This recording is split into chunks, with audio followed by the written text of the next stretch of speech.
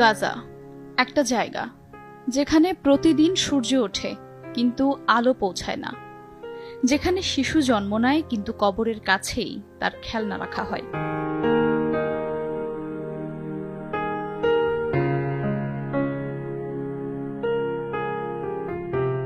তারা মুসলিম, তারা মানুষ, তারা ফিলিস্তিনি, কিন্তু আজ তাদের জীবনের দাম যেন একটা পাথরের চেয়েও কম।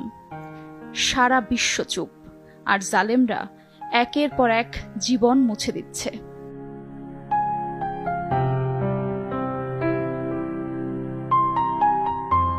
কিন্তু আল্লাহ চুপ নন।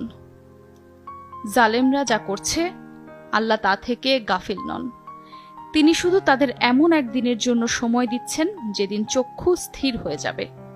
সূরা ইব্রাহিম আয়াত ৪২।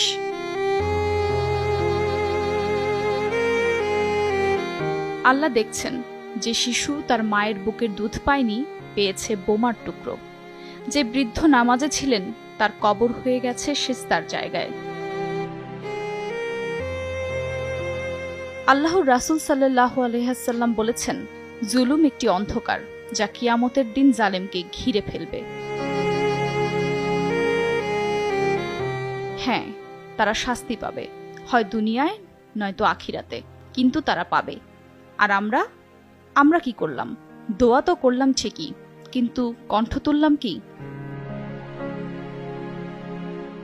তাদের রক্ত যদি আপনাদের বিবেক না জাগায়, তাহলে মনে রাখতে হবে আপনি জালেম নন ঠিকই, কিন্তু জুলুমের পক্ষে থাকাও কিন্তু এক ধরনের অংশীদারিত্ব।